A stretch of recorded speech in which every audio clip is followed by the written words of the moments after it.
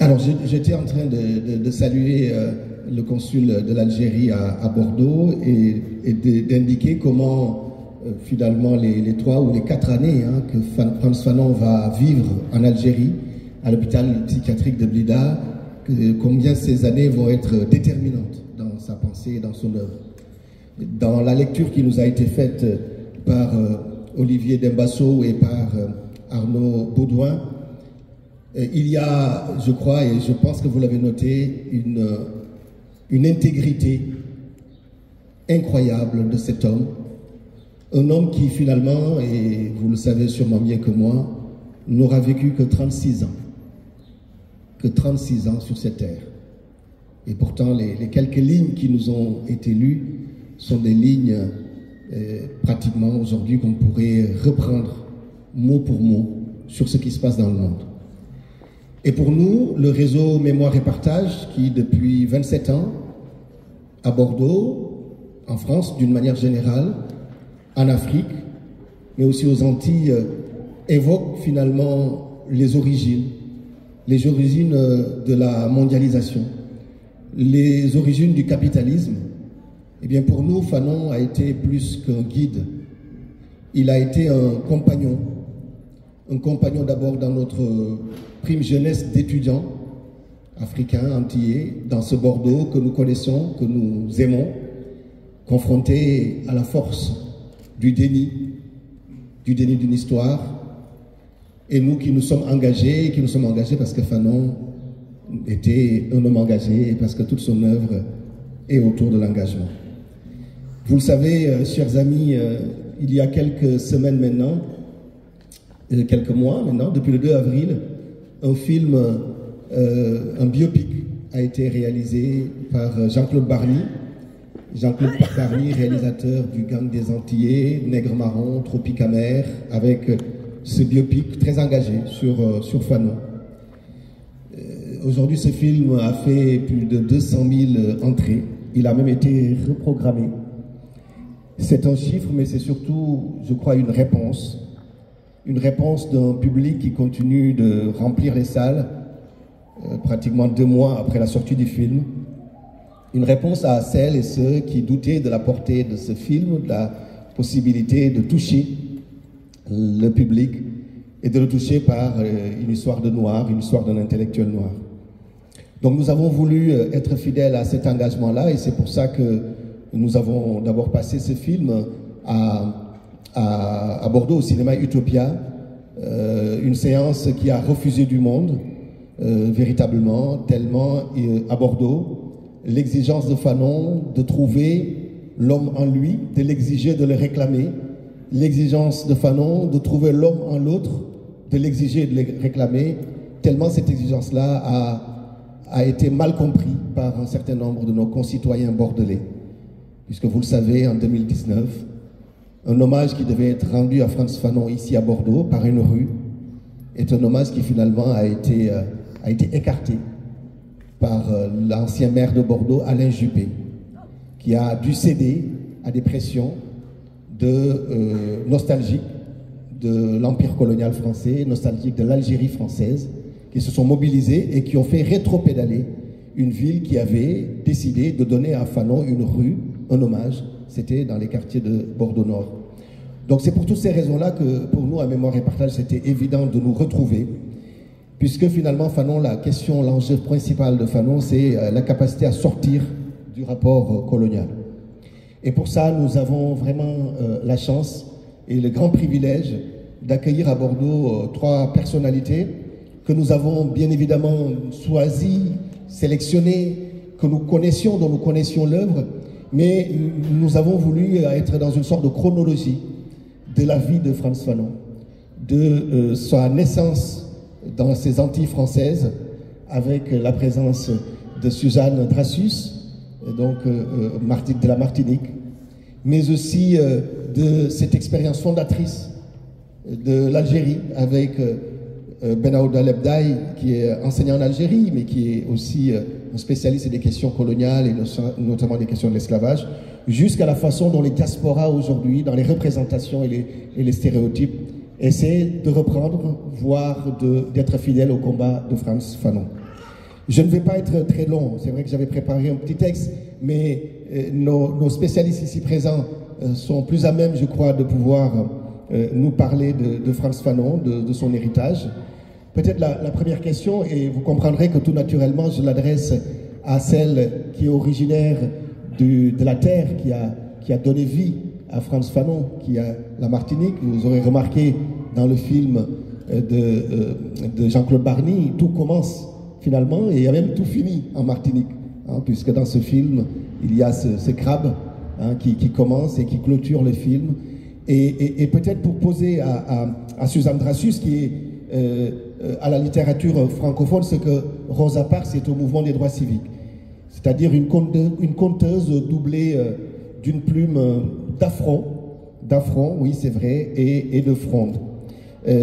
Suzanne Dracius est professeure de lettres classiques. Elle a enseigné à Paris, à l'Université des Antilles-Guyane, aux États-Unis.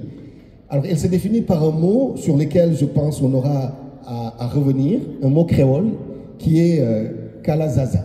On y reviendra tout à l'heure. Mais peut-être la première question, chère Suzanne Dracius, ce serait de savoir ce que vous savez et ce que peut-être ce monde des Caraïbes sait de Frantz Fanon. Que sait-on véritablement de cet homme-là, de Frantz Fanon?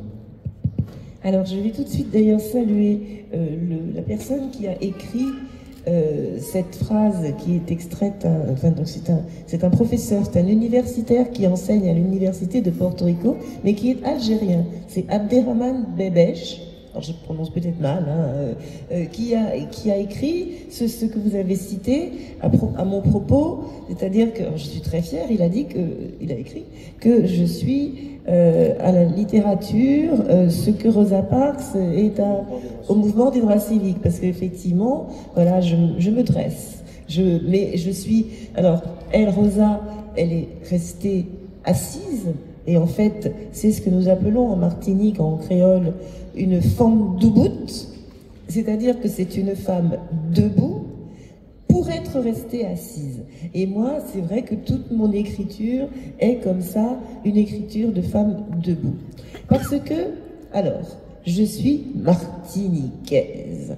Et alors, je m'amuse en le disant à propos de Fanon, puisque vous n'ignorez pas, tous ceux qui ont un peu lu de Fanon, que Frantz Fanon, il a vraiment étrié une femme qui s'appelle Mayotte Capessia et qui a écrit un livre intitulé « Je suis martiniquaise ». Et à propos de Mayotte Capessia, Fanon a expliqué le complexe de l'actification qui obsède et qui a obsédé et qui obsède encore un petit peu les personnes en Martinique, en Guadeloupe notamment. Pour ma part, pour que vous compreniez bien ma position justement et même en fait ma posture, je dois vous faire un autre aveu, ou du moins je dois préciser mon aveu. Bon, je suis martiniquaise, d'accord, je suis née à Fort-de-France, etc. Et surtout, oui, je suis ce qu'on appelle là-bas une Kalazaza. Alors, bon, on peut bien sûr dire mulatresse, chabine, Kalazaza. Mais je n'aime ni mulatresse, ni chabine, parce que ce sont des mots qui ont été donnés par le colonisateur, et ce sont tous des mots injurieux, que ce soit donc les Espagnols ou les Portugais.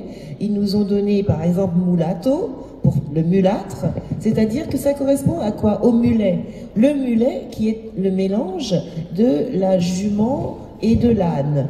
C'est-à-dire que ça produit j'allais dire un enfant, une créature, un animal qui est, aïe mon Dieu, qui est complètement stérile. Et là, on les a eus, parce que nous, les mulâtres, nous ne sommes pas stériles du tout, nous nous sommes bien reproduits.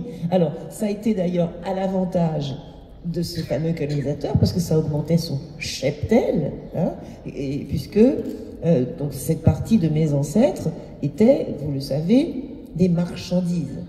Hein. Et c'est pour cela qu'il est important de s'émanciper. Vous savez que le verbe s'émanciper, ça vient de mancipium en latin. Et que veut dire mancipium? Marchandise. S'émanciper, que ce soit pour une personne esclavée ou pour une femme ou pour n'importe quel être, s'émanciper, ça veut dire cesser d'être une marchandise. C'est le sens premier, c'est-à-dire n'appartenir à personne. Alors, je prends le début et puis je vais maintenant prendre juste la fin de Peau noire, masque blanc, où il y a cette magnifique clausule, c'est-à-dire cette fermeture qui est en même temps une ouverture. Ô mon corps, fais de moi toujours un homme qui interroge.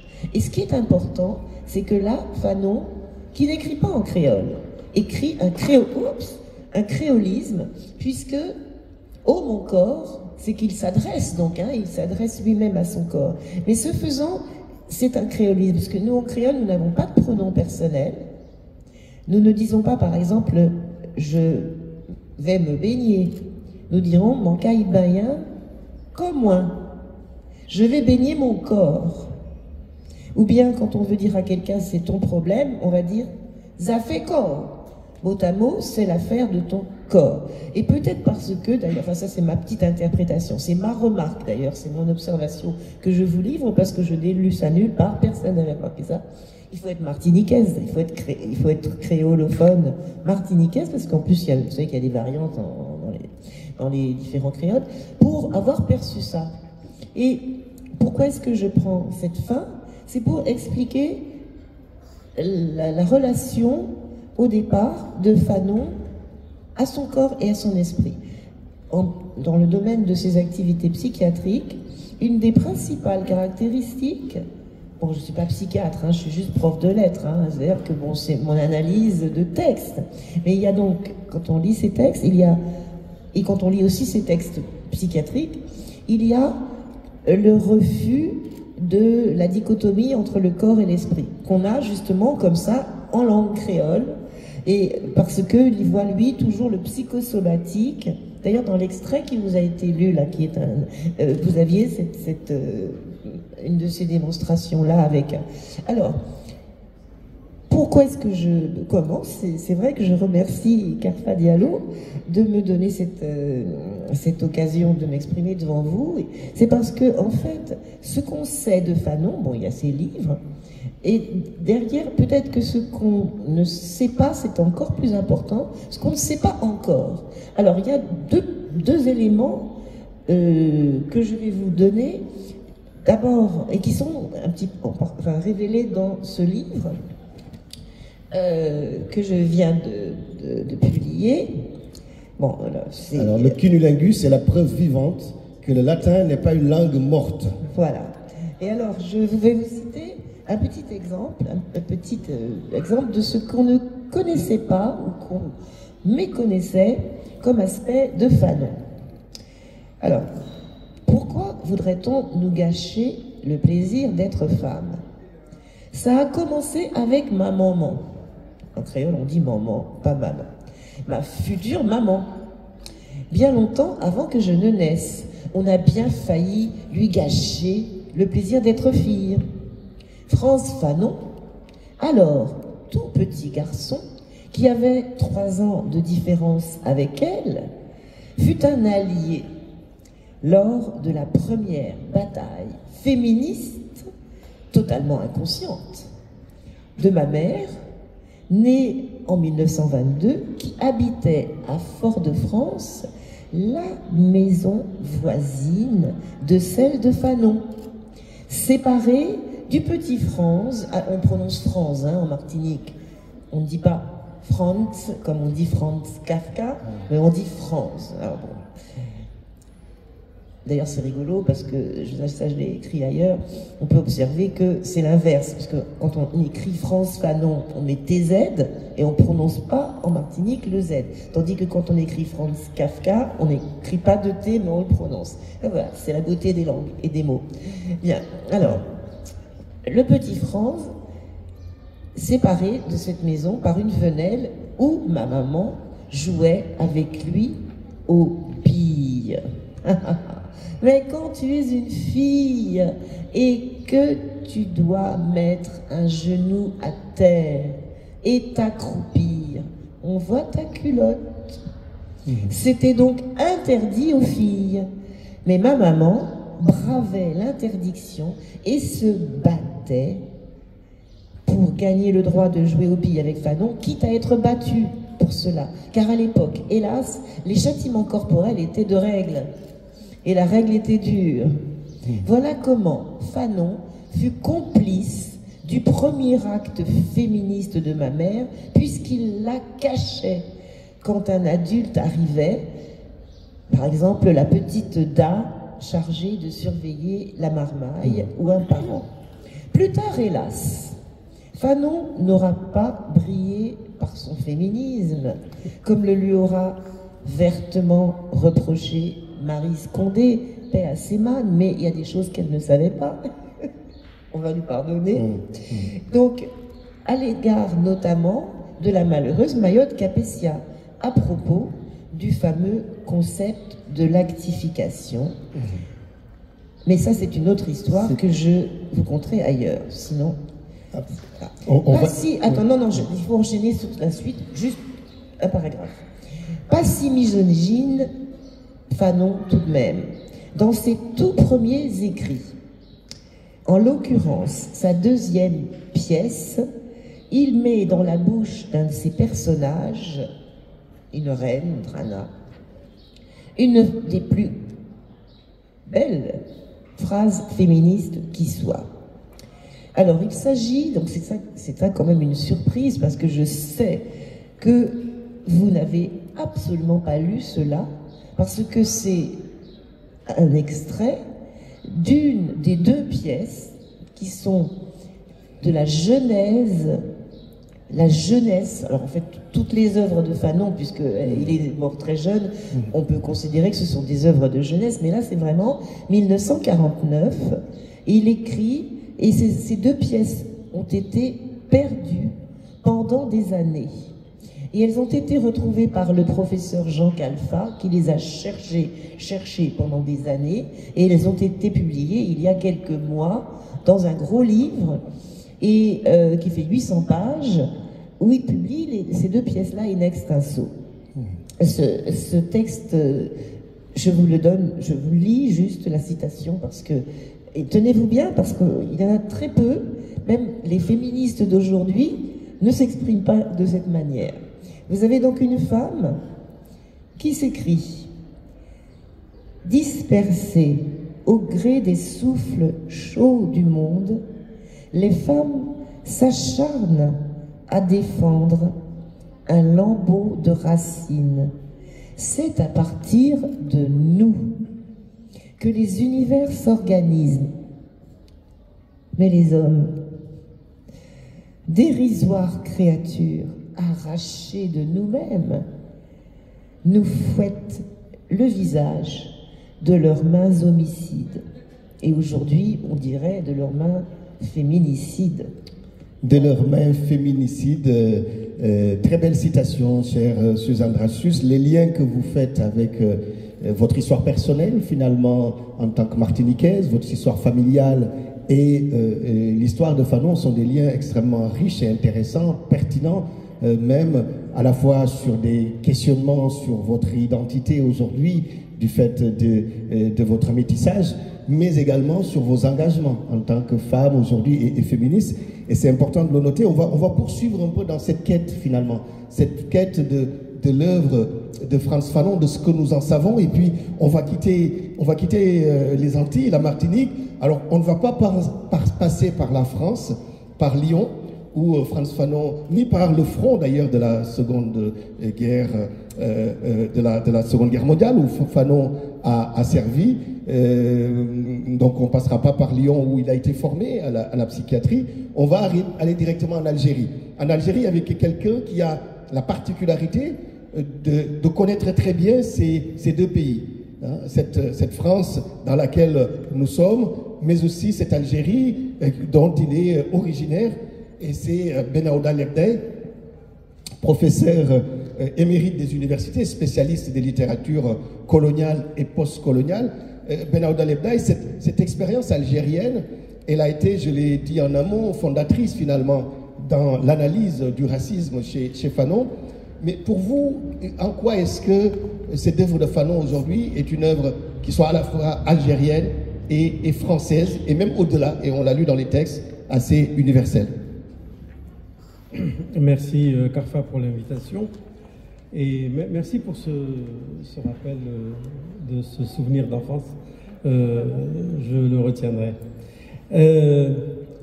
Tu as parlé d'expérience algérienne. Moi, je ne dirais pas expérience algérienne, je dirais un engagement. Un engagement vis-à-vis de la révolution algérienne contre le colonialisme d'une manière générale et le colonialisme français en particulier. J'aimerais juste revenir sur le film pour juste rappeler, je sais que tu le sais, mais ça a été omis, que le film Fanon a été interdit par certains distributeurs et que le film Fanon, paradoxalement, les cinémas d'art et d'essai à Paris l'ont interdit, ils n'ont pas voulu le diffuser. Ce film n'a pas eu de publicité dans les gros médias, TF1, France 2, que sais-je, et encore moins les chaînes d'information, et ni à la radio, ou très peu. Il y a eu un article dans Le Point, j'aimerais revenir sur ça avant, parce que c'est important, et pour ne pas revenir dans une heure sur cette question, et dans un magazine français, une journaliste a dit faut-il voir ce film? Faut-il voir Fanon?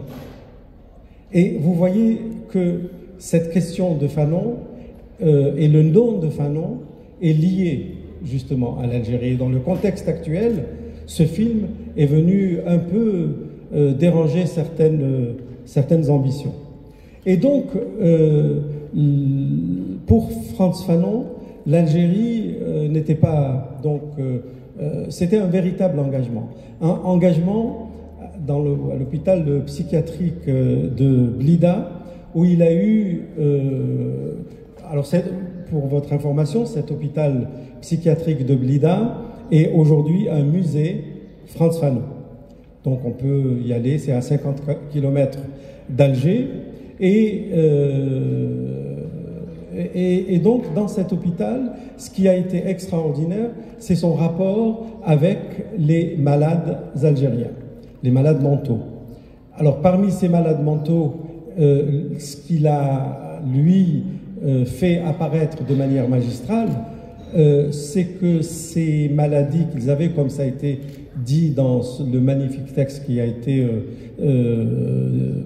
récité, c'est ces maux de ventre, ces maux dans le thorax, les muscles raidis, cet abandon de ces malades, alors que les pieds noirs, dans une autre aile de l'hôpital psychiatrique, étaient pris en charge convenablement, disons.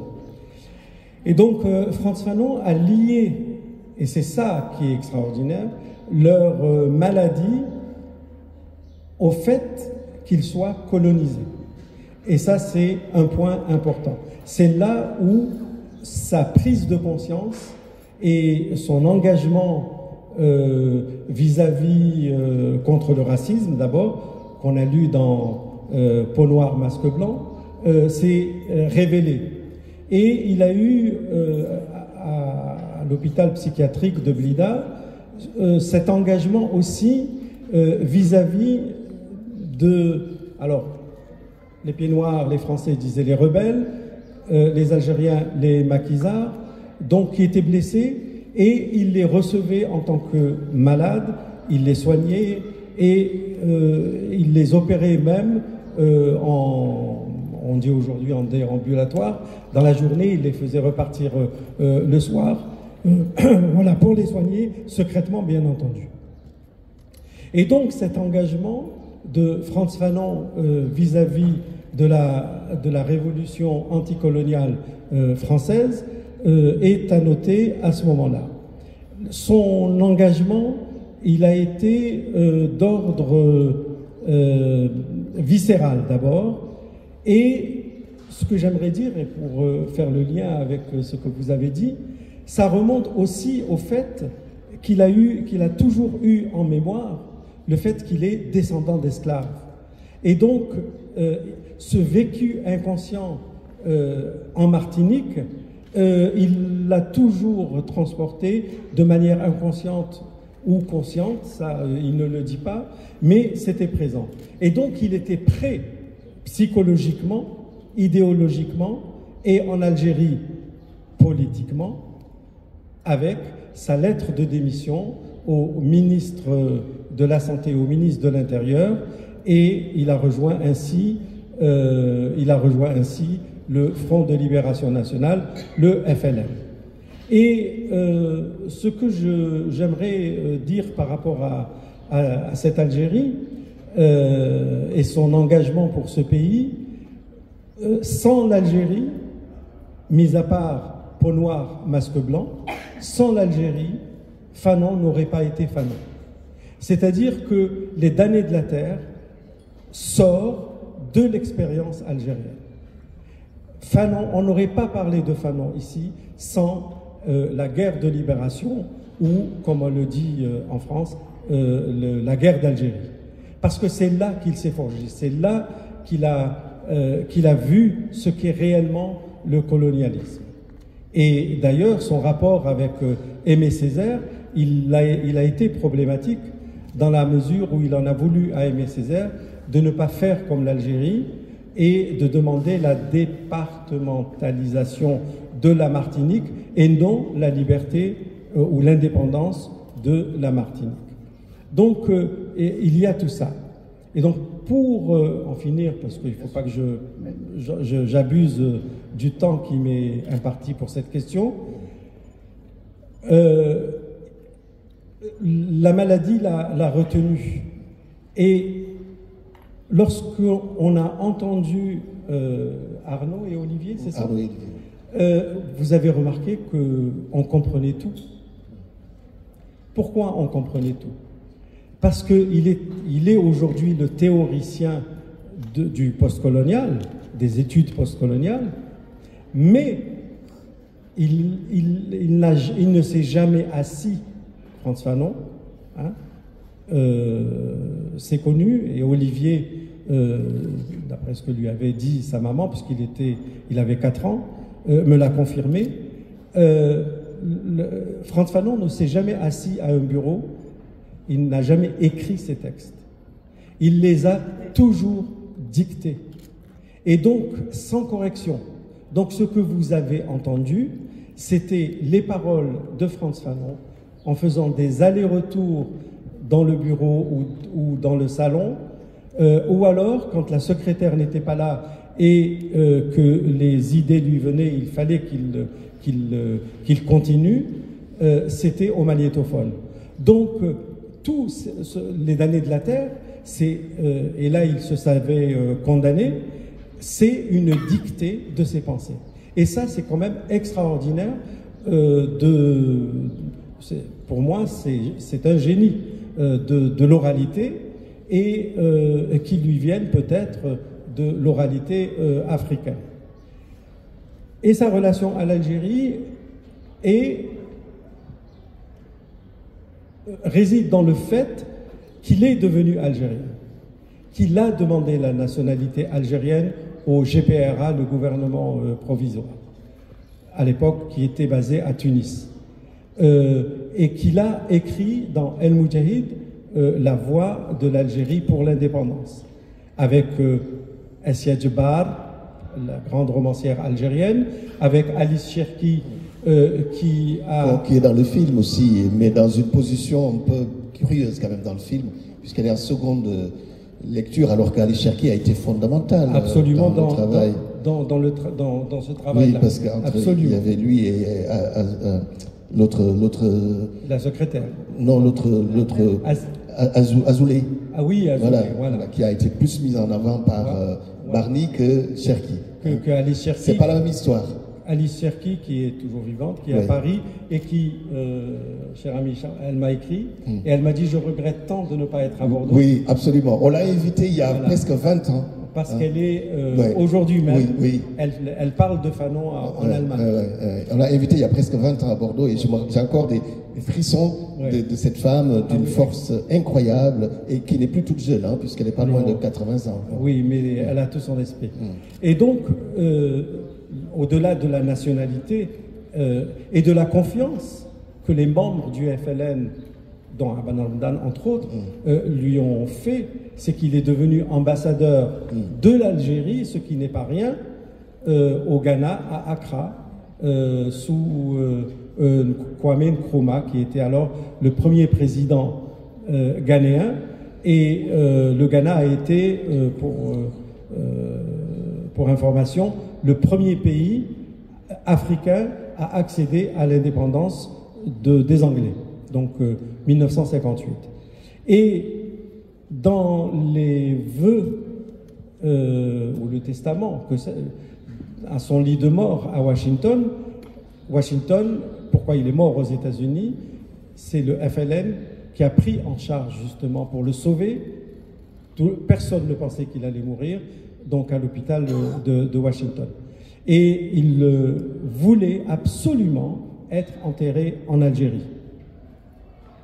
Et, comme vous le savez, entre la frontière tunisienne, la frontière entre la Tunisie et ce qui était un département français, l'Algérie, la frontière était électrifiée.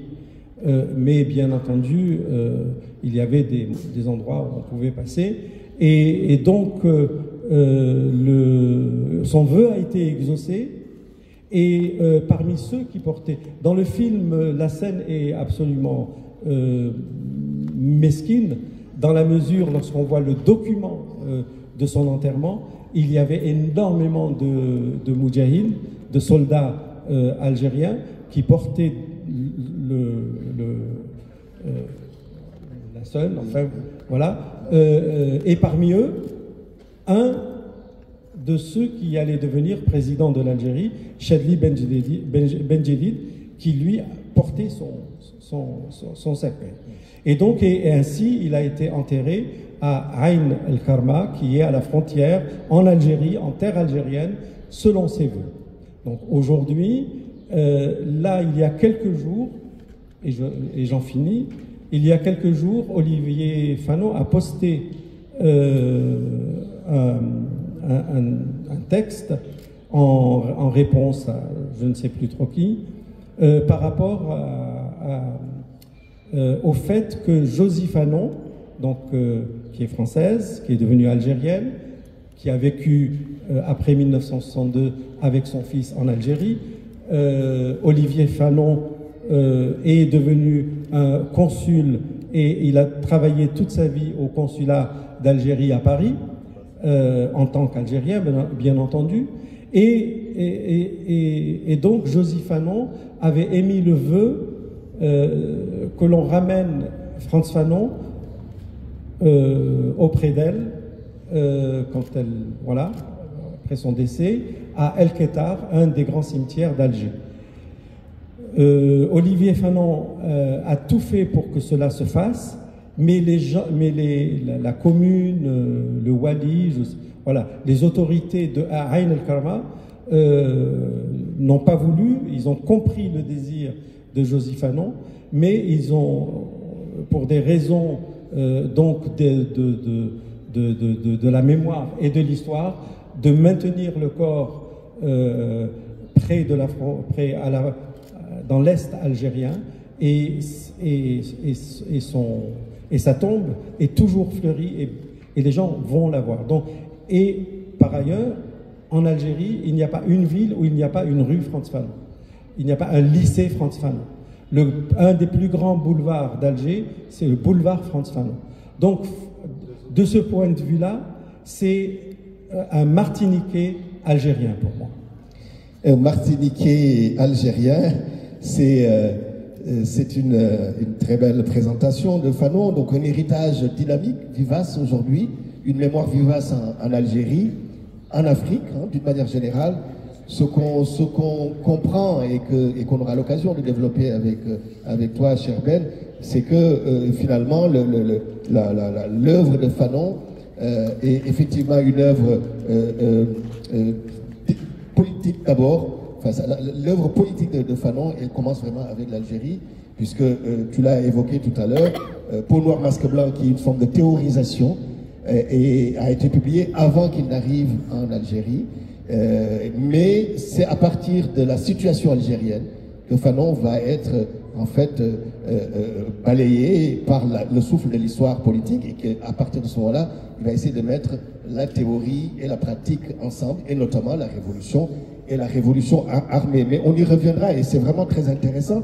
On va à présent discuter des représentations et des stéréotypes, c'est-à-dire finalement avec Marie-France Malonga, qui est sociologue des médias, qui est enseignante depuis plusieurs années, qui est également conseillère de la Fondation pour la mémoire de l'esclavage.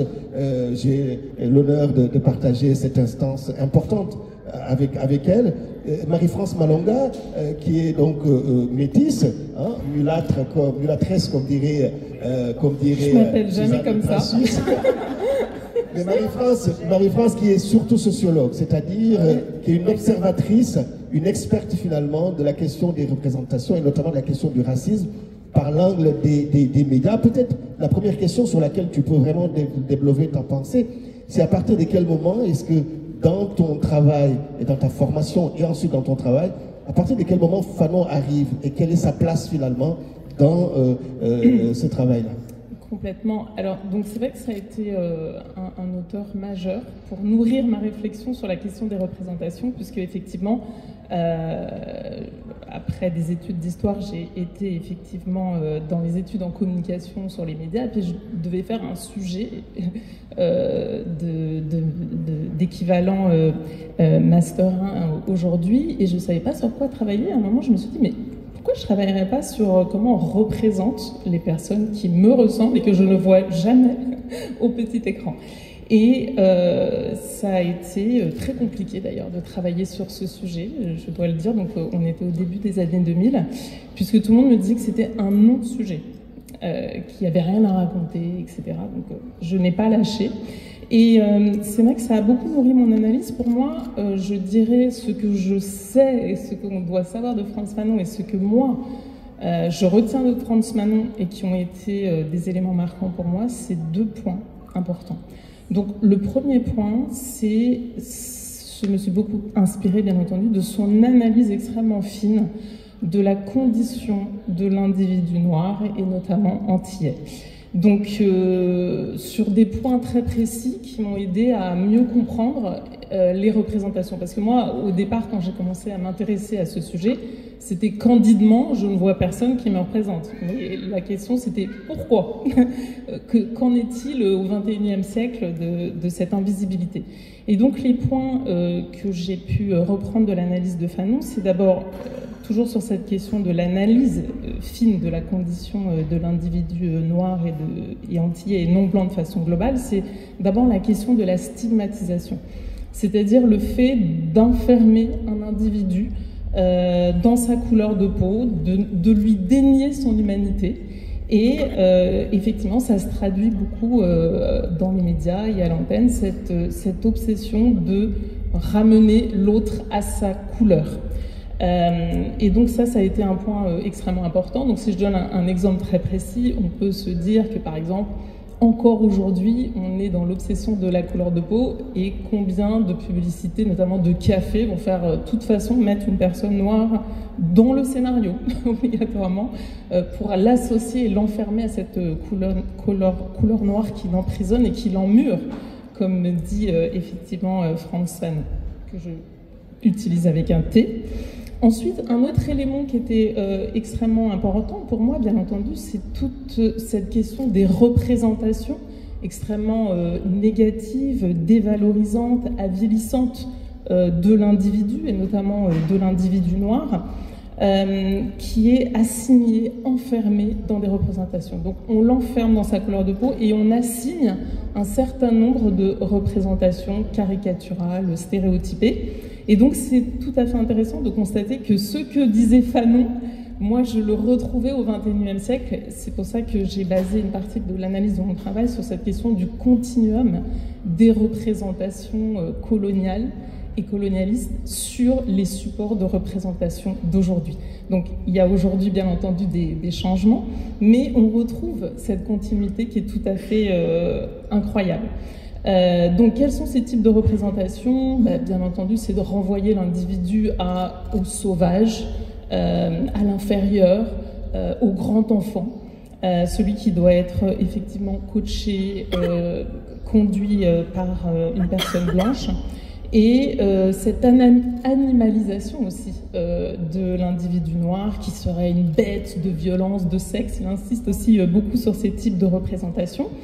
Et ce que je trouvais intéressant, c'est de montrer que ces représentations, et le dit bien effectivement Fanon, notamment dans Peau noire, masque blanc, sont inscrits dans nos imaginaires collectifs, dans nos inconscients collectifs. Donc on reproduit un certain nombre de comportements du fait de ces perceptions.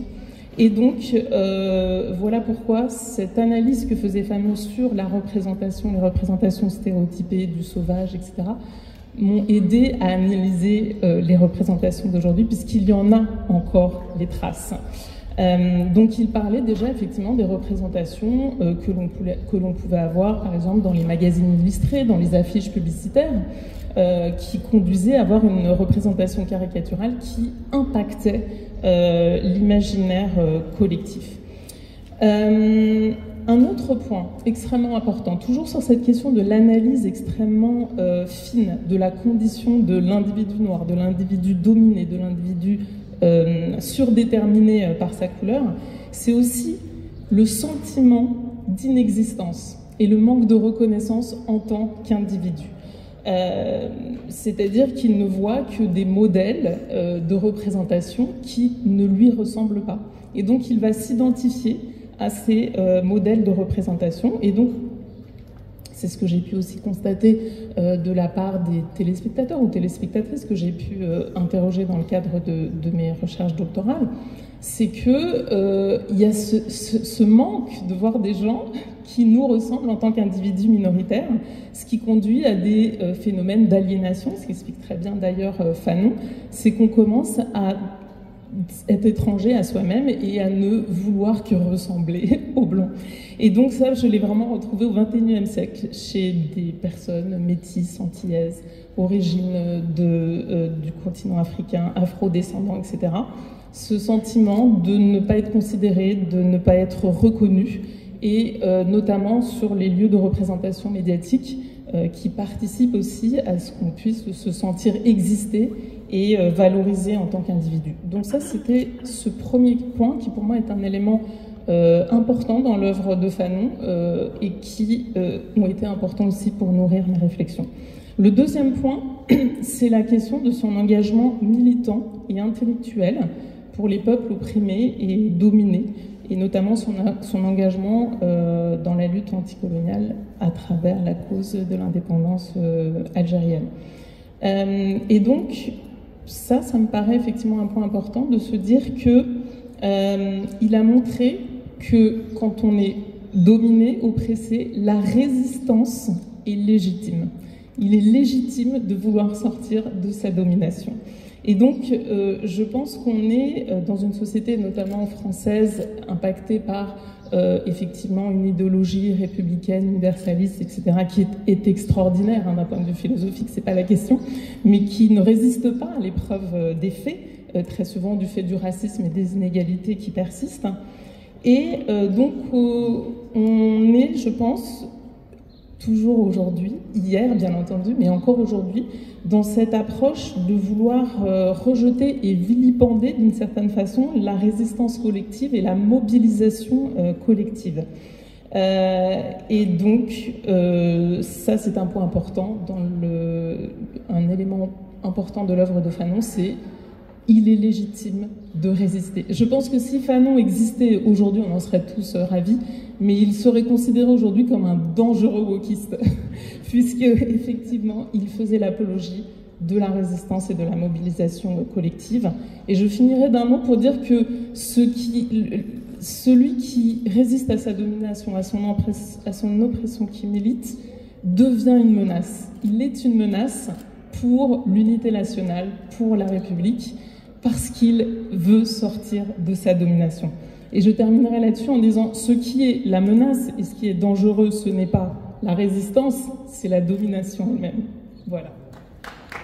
Merci pour ces billets extrêmement riches et concrets finalement, qui ramènent cette pensée de Frantz Fanon à nos réalités d'aujourd'hui. Parce qu'on voit que la question du racisme, avec sa banalisation aujourd'hui, qu'on constate avec, vous le savez, les résultats électoraux que certains groupes politiques font aujourd'hui, il y a ce vent réactionnaire extrêmement important que Fanon a essayé de penser, mais aussi de combattre. Et c'est intéressant que tu finisses sur la question de la résistance et même de la violence. On va y revenir tout à l'heure. Parce que la question que je voulais poser, parce que tu as battu une partie de ton discours sur cette question de construire finalement, enfin d'essayer de comprendre la damnation du phénotype noir qui a été construit finalement. Et est-ce que, et c'est une question pour Suzanne Dracius, est-ce que finalement Fanon n'est pas quelqu'un qui a échappé qui allait au-delà? C'est-à-dire que finalement, quand il écrit Peau noire et masque blanc, est-ce que déjà il n'avait pas là les prémices de quelque chose qui allait au-delà? Puisque finalement, dans le reste de sa vie, en épousant cette cause algérienne, on va dire qu'il n'est pas une cause noire en tant que telle, il est plus dans la structure que dans le stéréotype. Il n'est plus dans le fait d'être noir ou blanc, algérien ou autre, il est dans la politique. Quelle est ta réflexion, votre réflexion là-dessus, chère Suzanne, sur le fait qu'à un moment donné, Fanon traverse la ligne de couleur et va vers cet universel dont nous aspirons? En fait, tout à l'heure, j'ai donné déjà quelques aspects de ce Fanon poète, en fait, très inspiré par le surréalisme. Il ne faut pas oublier ça, l'influence énorme de Sartre. D'ailleurs, ces deux premières pièces, je ne veux pas dire qu'elles sont calquées sur des pièces de Jean-Paul Sartre, mais enfin, elles sont vraiment dans un style très existentialiste et aussi marqué par le surréalisme qui d'ailleurs imprègne Césaire. Il a été, Frantz Fanon a été quand même aussi l'élève de Césaire, et bon, l'admiration est restée. Alors, bon, il y a la question, pour parler de l'histoire de l'Algérie et de la départementalisation, bon, rapidement, je vous dirais que quand il y a eu l'anniversaire de la départementalisation, j'ai été invitée par une université américaine justement pour parler de ça. Qu'est-ce qu'on avait à voir aujourd'hui, à en tirer. Et donc je suis allée voir Césaire, évidemment, puisque Césaire a été, en tant que député, un des promoteurs de cette départementalisation, avec quelques autres. Et Césaire m'a dit, parce qu'il avait toujours beaucoup d'humour et de distanciation, il m'a dit que si c'était à refaire, il le referait, parce que la Martinique, c'est... Alors il m'avait donné le chiffre, et vous allez peut-être me corriger, disons que l'Algérie, c'est peut-être 100 fois la Martinique, ou quelque chose comme ça. Et il m'a dit, il fallait pas rêver. Hein. La Martinique, c'est un petit truc microscopique. Et l'Algérie, c'est immense. C'était d'ailleurs un département. Hein, l'Algérie avait été devenue un département français. Et voilà. Alors, imaginez. Donc Césaire, il était réaliste. Là, il n'était pas surréaliste, justement. Il m'a dit, moi, j'ai été réaliste. Juste, je ne sais pas si ça fonctionne, mais juste une information par rapport à ça. Aimé Césaire avait dit justement à Fanon que c'était une première étape au départ. Et il y avait, alors, son ami, son grand compagnon de route, c'était le docteur Aliker. Et donc, c'était un médecin. Et il voulait surtout assainir la Martinique. Moi, quand je suis née en 1951, ça m'a frappé l'expression, les enfants mouraient. C'est-à-dire que les enfants mouraient, les enfants naissaient. Il y avait des enfants morts-nés en quantité, et surtout, il y avait ces épidémies de toute espèce de choses. Il y avait la scarlatine, il y avait enfin bon, les enfants mouraient. C'était terrible. Et il y avait des marécages. Le quartier où je suis née, qui s'appelle les Terre-Saint-Ville, ce sont des marais qui ont été asséchés. Bon, alors on va pas ouvrir trop les parenthèses, mais c'est important. C'est pas pour défendre Césaire, bon, que de toute façon que j'admire énormément en tant que poète, et qui a quand même fait aussi beaucoup de choses bien. Il n'a pas fait que du bien, mais personne n'est parfait, comme disait Oscar Wilde. Personne n'est parfait. Hein? Bon. Et sur le fait d'aller plus loin que la question. Alors, je vais reprendre justement avec la question, et aussi avec cette affaire d'aliénation. Bon, vous savez tous que aliénation, ça vient du latin alienus. C'est ça le problème, c'est de se prendre pour quelqu'un d'autre. Et c'est-à-dire que même se prendre pour le dominateur. C'est-à-dire que l'idéal, là j'ai retrouvé, parce que, vous savez, c'est pas parce que je regarde mon courrier et tout, hein, c'est que ce sont les notes, parce que je n'aime pas déformer les expressions des auteurs. Donc j'aime bien lire la note pour être sûr de ne pas l'avoir déformée. Et dans Peau noire, masque blanc, on lit que l'on ne s'étonne plus si Mayotte Capétia se voit, alors vous êtes tous assis, blanche et rose dans ses rêves. Elle se voit blanche et rose, c'est-à-dire la lactification. Bon, alors, lactification, là aussi, vous retrouvez la racine latine, lacte, le lait, c'est-à-dire que ces personnes-là, d'ailleurs, il y a d'autres passages aussi, là je ne l'ai pas noté, dans Peau noire, masque blanc, où, quand Fanon se retrouve en France, eh bien, il se voit comme un gros bourdon noir tombé dans un bol de lait. C'est-à-dire que, et l'idéal pour ces gens qui sont complètement aliénés, c'est la lactification. Alors ne pas pouvoir le faire soi-même, mais se rêver dans ses rêves. On a déjà le blanchiment de la peau. Voilà. Et puis, alors aujourd'hui, c'est là que je voulais dire, Fanon prophète. Merci, voilà. Fanon prophète. Parce que aujourd'hui, vous les voyez partout.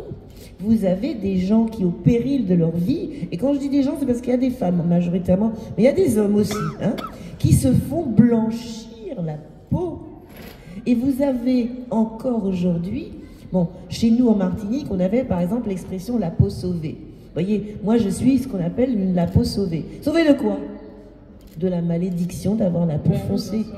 Alors que justement, il y a aujourd'hui une prise de conscience et il faut la cultiver parce que je vous assure que ça relève justement du domaine de la psychiatrie et c'est pas par hasard que Fanon est psychiatre.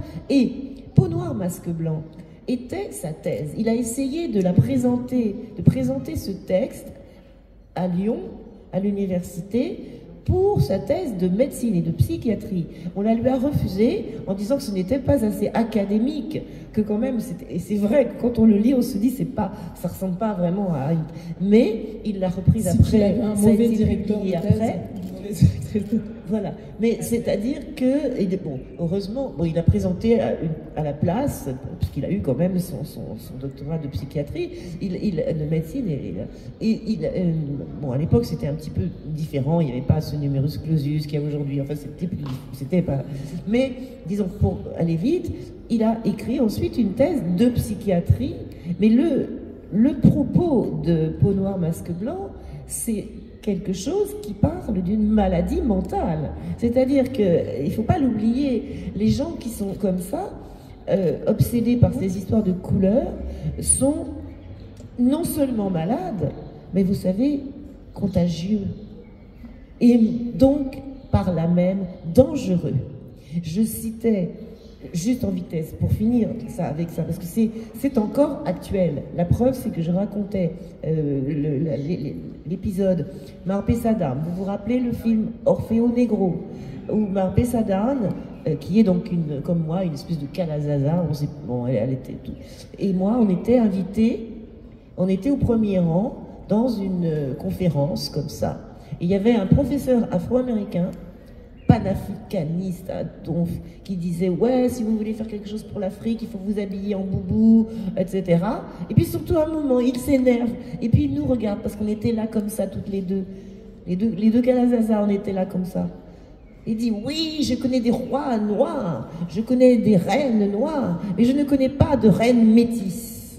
En nous scrutant comme ça, avec une agressivité. Bon. j'ai écrit un bouquin qui est bien sûr dans la lignée de ce que Fanon entrevoyait. Parce qu'aujourd'hui, vous avez une espèce d'aliénation entretenue, et je vais rendre la parole peut-être parce que je crois que oh, j'ai oublié ton prénom. Marie-France. Que Marie-France veut intervenir. Mais chez moi, c'est très fort parce que c'est très grave. Et ce n'est pas fini. Alors les gens, il faut non seulement qu'ils lisent Fanon, mais qu'ils le comprennent surtout. Qu'ils le comprennent. Marie-France voulait rebondir un peu. Je voulais ajouter 2 points. Le premier, c'est effectivement, j'ai oublié de le dire tout à l'heure, j'essaie d'être concise, une des grandes représentations stéréotypées qui est expliquée par Frantz Fanon dans ses œuvres, c'est la figure de l'individu violent, de celui qui fait peur, que l'on retrouve aujourd'hui sur la figure du délinquant, dans les fictions, dans les séries, dans les représentations, c'est-à-dire celui qui est dangereux, qui représente le mal, qui est mauvais. Et donc, pourquoi on fait cette représentation-là? C'est pour justifier la domination, parce qu'il faut maîtriser l'individu violent. Voilà pourquoi, d'ailleurs, on est contre la résistance de l'opprimé.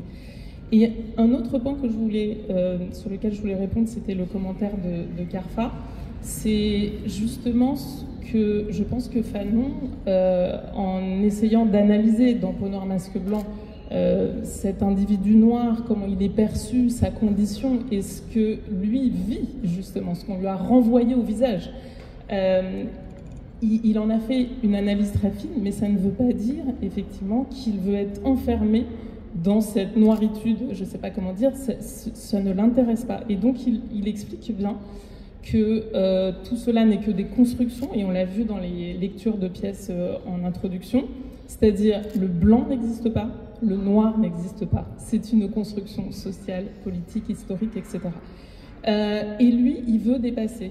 Il ne veut pas qu'on l'enferme dans aucune case, pas dans celui qui voudrait jouer le blanc, parce que, voilà, pour échapper justement à la stigmatisation, mais qui ne serait pas lui-même. Pas l'individu noir enfermé, emmuré, réduit à son essence, mais il veut dépasser ces 2 cases dans lesquelles on veut enfermer l'individu noir et non blanc de façon générale. Et donc, comme Suzanne, j'aime bien les choses précises, et il dit à un moment, effectivement, dans Peau noire, masque blanc, ce qui résume bien les choses, il dit, donc l'idée est de mettre fin à cette situation où on me demande de choisir une solution à m'enfermer dans ces 2 cases.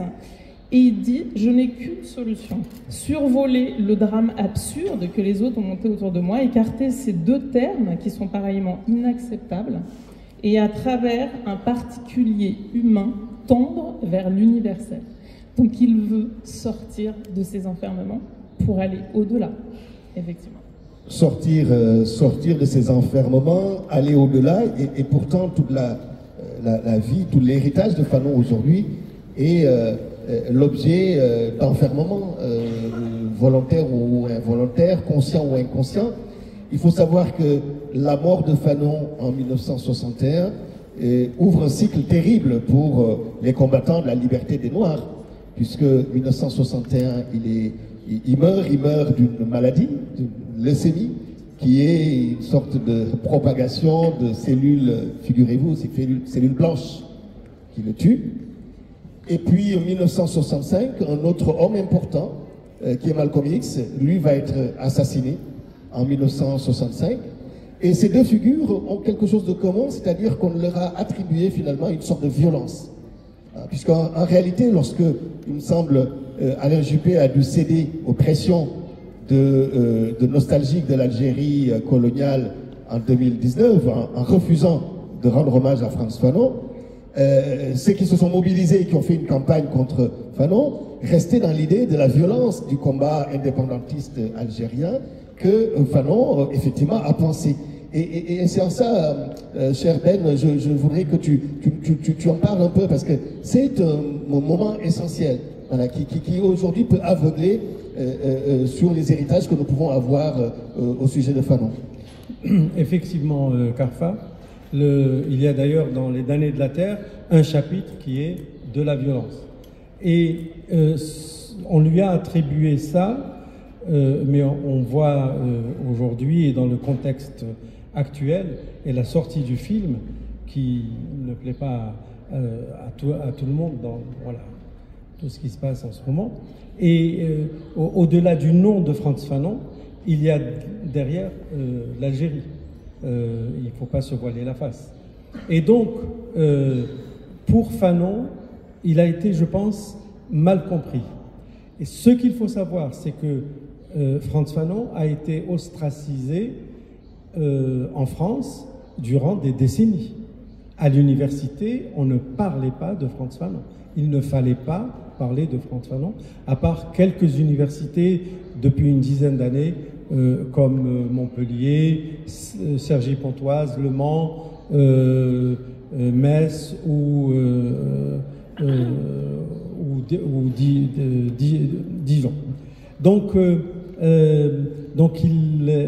et là où la pensée de Fanon a été très bien comprise, ce sont dans les universités américaines et les universités britanniques, où il est devenu un maître à penser. Et la question de la violence, elle est au cœur justement du débat aux États-Unis, parce qu'il a beaucoup influencé Angela Davis, il a beaucoup influencé Stokely Carmichael, Malcolm X et bien d'autres. Mais beaucoup ont surinterprété la question de la violence. Pour Fanon, il a bien expliqué, quand on le lit attentivement et qu'on ne lui jette pas la pierre par rapport à cette question, que c'est un violent lui-même, hein, c'est qu'il décrit très bien dans Les damnés de la terre que la première violence, c'est la violence coloniale. Elle se traduit comment, cette violence? Tout ce que vous avez dit par rapport à la couleur de la peau, par rapport à l'autre qui est différent, peu importe. Et pour moi, l'Afrique, il n'y a pas l'Afrique noire et l'Afrique blanche. Il y a une Afrique, point. Et à cause de la colonisation et de l'oralité, de la culture, etc. Frantz Fanon dit que la première violence, c'est celle du colonisateur. Et elle est réelle, puisque en Algérie, on a enlevé les terres aux paysans. Et donc, il y a eu les petits pieds noirs qui vivaient, certains mieux, mais pauvres aussi, il faut le dire. Mais c'est les grands bourgeois terriens, comme Bugeaud, etc., c'est à cela que Frantz Fanon s'attaquait. Et ces propriétaires à l'origine algériens, on leur a enlevé leurs terres et ils sont devenus paysans sur leurs propres terres, au service des nouveaux propriétaires terriens. Et d'ailleurs, la littérature algérienne le montre très très bien depuis plus de 70 ans. Énormément de romans parlent de ça. Et donc, ce qu'il dit, la violence de cette violence-là, elle a été imbibée dans le corps du colonisé, qu'il soit noir, qu'il soit sénégalais, malien, algérien ou tunisien ou autre. Il l'a digérée et donc elle ressort. Et pour se sauver et pour se libérer, il a besoin de cette violence. Et il fait référence là à la révolution algérienne, à la guerre d'Algérie. Mais pour Fanon, il continue et il dit que la violence n'est qu'une étape. Ce qui est important après, c'est la construction. Donc la violence ne doit pas être à l'image de la violence du colonisateur, elle doit être une violence qui se libère de cette violence-là, si nécessaire. Et ensuite, on passe à autre chose. Donc il faut bien comprendre l'analyse politique du concept de violence chez Frantz Fanon. La différence entre Frantz Fanon et Karl Marx, par exemple, c'est que Marx misé sur le prolétariat, ceux qui travaillaient dans les usines. La nouveauté chez les peuples colonisés et dans l'analyse de Fanon des colonisés africains, quel que soit le lieu, hein, c'est que cette décolonisation s'appuie sur la paysannerie. Et donc pour lui, la paysannerie est importante.